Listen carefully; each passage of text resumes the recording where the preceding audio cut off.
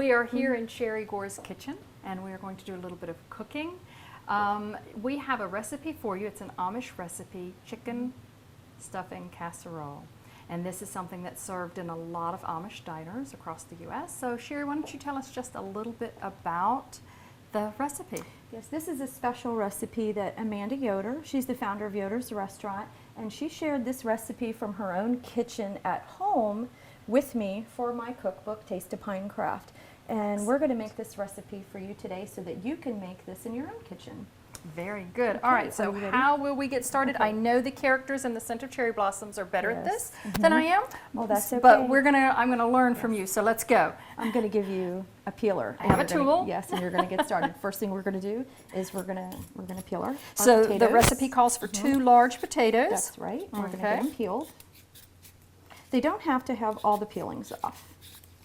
Okay. Every little bit doesn't Yes, have to now be. I know when I'm having dinner with Amish friends, a lot of times they cook it with potato peel and all of it, even to do your mashed potatoes. I like that for myself and for my own family, but I don't do that when I have company generally. Okay. Personal preference. Right. Okay. Right. Okay, so when my husband and I were in Pennsylvania, we were traveling down this really rural road, and we were hungry, and we were going to our Amish friend's home, and I didn't want to tap on their door hungry. You know, hi, we're here to visit you, feed us.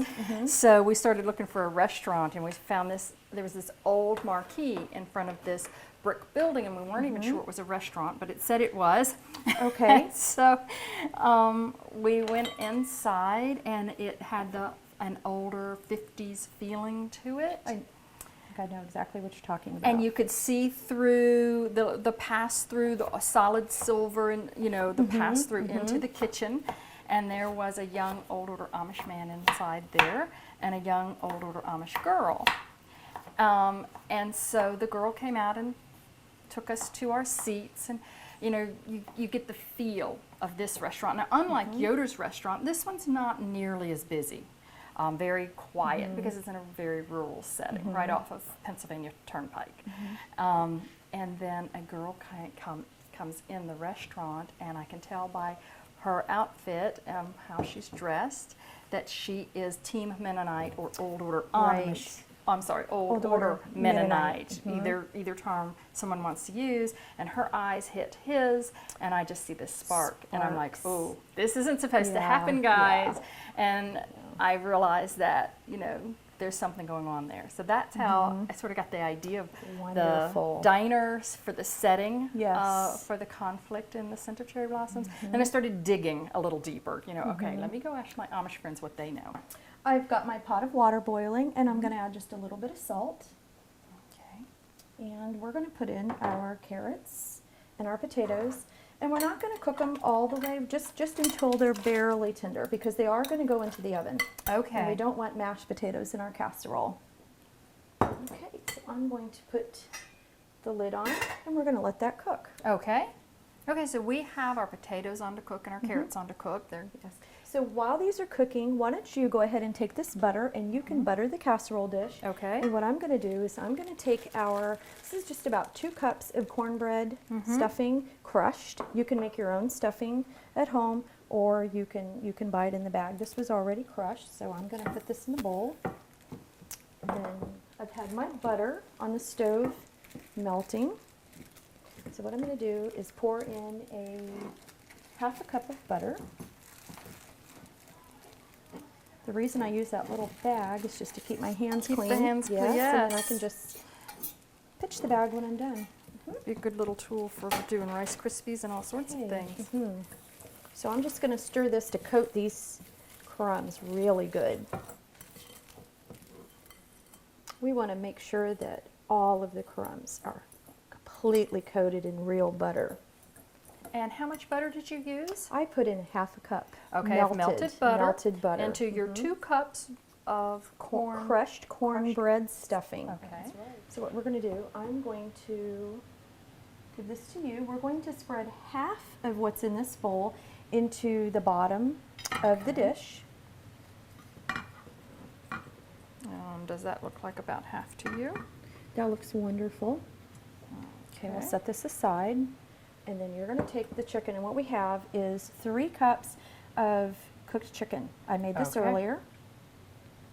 Okay, and if I was in a if I was budgeting and you were doing all sorts of things in your years of being married, if I was budgeting, I would get a really inexpensive whole chicken and bake Right, it myself. that's right. If I'm in a hurry, I would go to the store and buy Mark it and you baked. yes, you can buy already. a pre-cooked chicken. That's right, and then just chop it up into chunks. Okay, and Go how ahead much and- of this did you need All in here? of it. All This of is a this, generous okay. helping casserole. Yes, Oh, it this is wonderful. And this, you know, if you had a really nice roast chicken on Sunday, this could be leftovers for another meal. So from that chicken. That's right. From the individual ingredients are. You won't have any leftovers of the casserole. we've never had that. Okay, so we have our cooked vegetables. And about how long did you cook your potatoes and carrots? The vegetables only took about 5 to 7 minutes because we don't want them mashed, mushy. We just want them till they're tender. You can try one if you'd like. Okay, very good. So you just cooked them till you could just stick. till- Oh, that's yes, perfect. Just till yes. the fork will poke in there. Okay. Mhm. So what we're going to do is we're going to put these into this bowl. This is really a hearty meal. Very simple. It Very is. inexpensive. This is comfort food. Yes. Okay.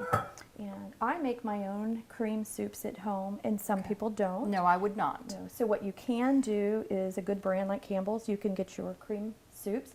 So what we're using here is, this is a can of, this is the cream of celery. Okay. So we're going to add this to our potatoes and our carrots. And then we're also going to add a can of cream of chicken soup. Okay.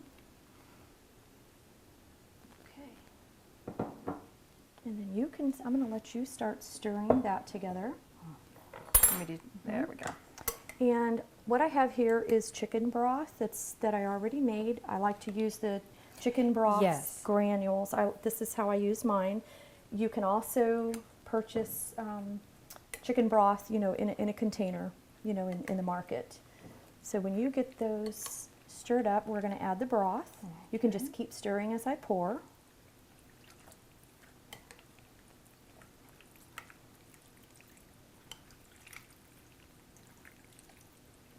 Okay. Okay, so this is going to keep it nice and moist and tasty. Okay.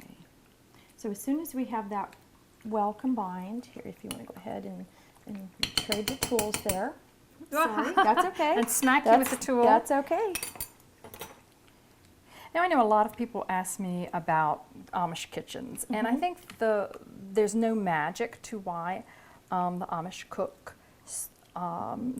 That it's so excellent, it's so delicious, and it's just planning ahead and always It knowing is. that you're going to take the time to stop everything else and go into the kitchen and start preparing. And whenever one meal is being made, they're thinking about two or three more. Already planning ahead for what I'm going to do, and I'll hear that from my children when we're having breakfast. What's for supper tonight? So I'm already I'm already thinking ahead to that.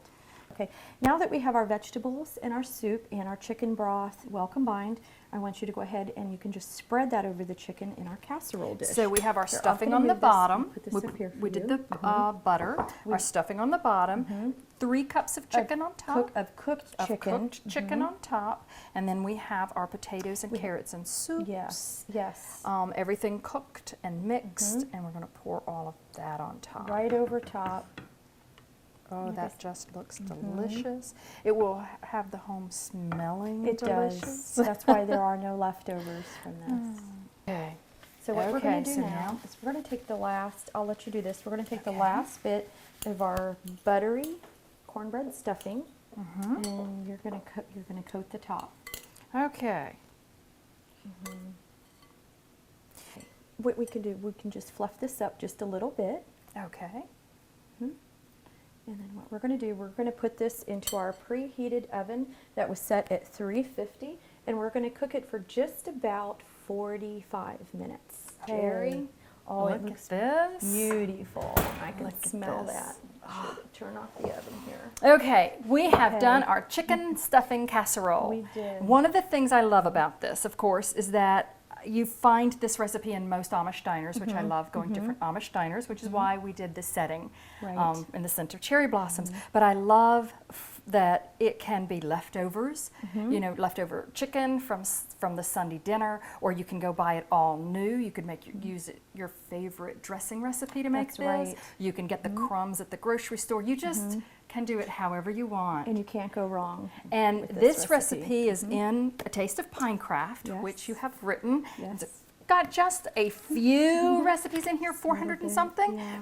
Okay, and this was created from different favorite recipes of Old Order Amish and Amish Mennonite and That's all right. different sects of plain people throughout the U.S. So you compiled them. I did, yes. These recipes, the ladies that contributed to this book either live in Pinecraft year-round, or they come down for the winter time for a couple weeks, or for 6 months a year.